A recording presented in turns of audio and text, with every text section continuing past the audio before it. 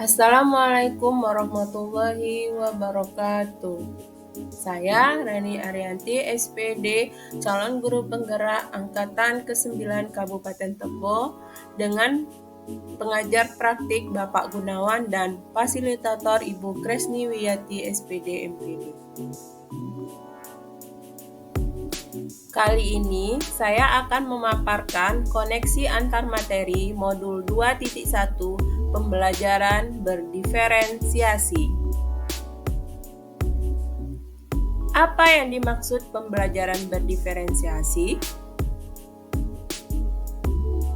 Pembelajaran berdiferensiasi adalah serangkaian kegiatan pembelajaran yang dirancang untuk mengakomodir kebutuhan belajar individu siswa, di mana kita tahu bahwa setiap siswa itu adalah unik.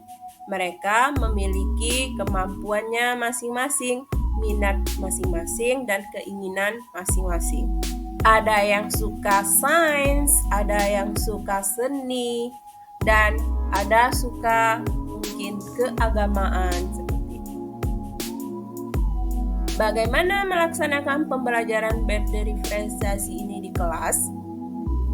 Pelaksanaan pembelajaran berdiferensiasi ini yang pertama, guru harus memahami tujuan pembelajaran.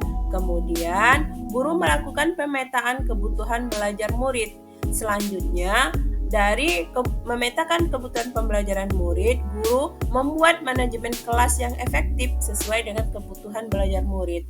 Kemudian, guru menciptakan lingkungan belajar yang memantik motivasi belajar murid.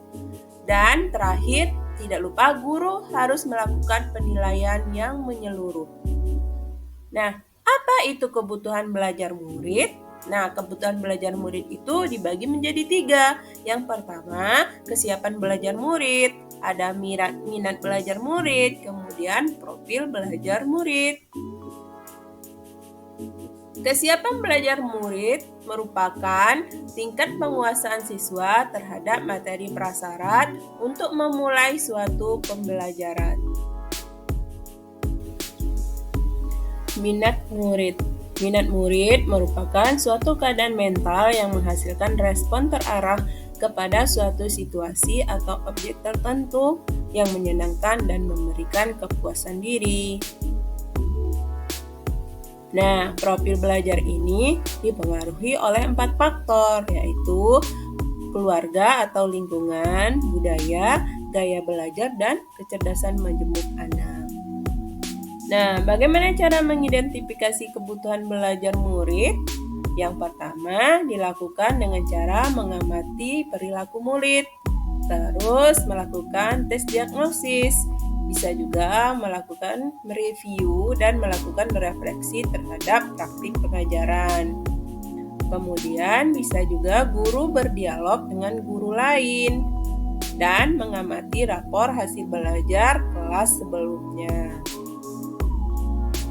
Nah, strategi untuk pembelajaran berdiferensiasi pembelajaran ini ada 3, yaitu diferensiasi konten, diferensiasi proses, dan diferensiasi produk. Diferensiasi konten adalah metode pembelajaran dengan cara memberikan materi kepada siswa berdasarkan keterampilan, profil belajar, dan pengetahuannya, tetapi tetap saja dengan kurikulum yang berlaku. Jadi, kita bisa memberikan misalkan LKPD yang berbeda terhadap anak yang audio, anak yang kinestetik, dan anak yang visual, atau kita memberikan pembeda dalam LKPD-nya kepada anak yang kesiapan belajarnya tinggi dan anak yang kesiapan belajarnya rendah. Selanjutnya adalah diferensiasi proses. Diferensiasi proses berkaitan dengan perbedaan proses pembelajaran dengan menyediakan kegiatan berjenjang, adanya pertanyaan pemandu atau tantangan, membuat agenda individual murid, memvariasikan waktu, mengembangkan kegiatan bervariasi, dan menggunakan pengelompokan yang fleksibel. Terakhir ada diferensiasi produk. Diferensiasi produk mengacu pada kemampuan guru dalam memodifikasi produk hasil belajar siswa, hasil belajar siswa, penerapan, dan pengembangan hal-hal yang telah dipelajarinya. Misalkan kalau dalam matematika, dalam aritmatika sosial, mungkin produknya anak bisa memberikan hasil belajarnya atau hasil praktikumnya dalam bentuk laporan atau dalam bentuk infografis atau dalam bentuk video. Nah, sekarang bagaimana koneksi modul 2.1 ini dengan modul-modul sebelumnya? Nah, pada modul 2.1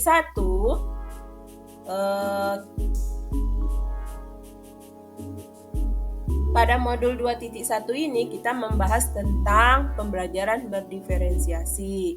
Sedangkan pada modul 1.1 kita membahas mengenai filosofi Ki Hajar Dewantara yang mengatakan bahwa mendidik dan mengajar adalah proses memanusiakan manusia, sehingga harus memerdekakan manusia dan segala aspek kehidupan, baik secara fisik, mental, jasmani, dan rohani. Nah, pada modul 2.1 ini terjawab bahwa salah satu cara untuk memerdekakan anak dalam belajar melalui pembelajaran berdiferensiasi, di mana guru merancang pembelajaran sesuai dengan kebutuhan belajar murid. Koneksi modul 2.1 dan modul 1.2. Pada modul 1.2 dijelaskan bahwa ada 5 peran guru dan 6 nilai yang harus dimiliki oleh guru. Salah satu perannya adalah menjadi pemimpin pembelajaran dan nilai yang berpihak pada murid.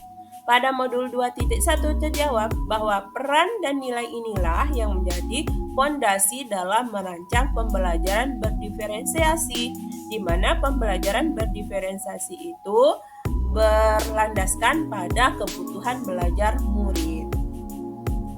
Selanjutnya, koneksi modul 2.1 dan 1.3. Pada modul 1.3 ada yang dinamakan dengan inquiry apresiatif, yaitu salah satu cara untuk membuat sebuah prakarsa perubahan yang dituangkan dalam visi sekolah. Pada modul 2.1, pembelajaran berdiferensiasi adalah sebuah perubahan dari cara belajar konvensional. Agar perubahan ini mencapai tujuan yang diinginkan, maka kita bisa menggunakan inquiry apresiatif dengan alur bagja perubahan. Selanjutnya, koneksi modul 2.1 dan modul 1.4. Pada modul 1.4 menjelaskan bagaimana menciptakan budaya positif, keyakinan kelas, dan restitusi. Pada modul 2.1, pembelajaran berdiferensiasi mewadahi semua keunikan siswa. Tentunya hal ini bisa terwujud jika lingkungan belajarnya positif. Siswa sadar diri akan keyakinannya untuk belajar dan masalah yang timbul bisa diselesaikan secara restitusi. Nah, demikianlah pemaparan saya mengenai koneksi antar materi modul 2.1 dan modul-modul sebelumnya. Terima kasih, salam dan bahagia. Sampai jumpa kembali Bapak Guru Hebat.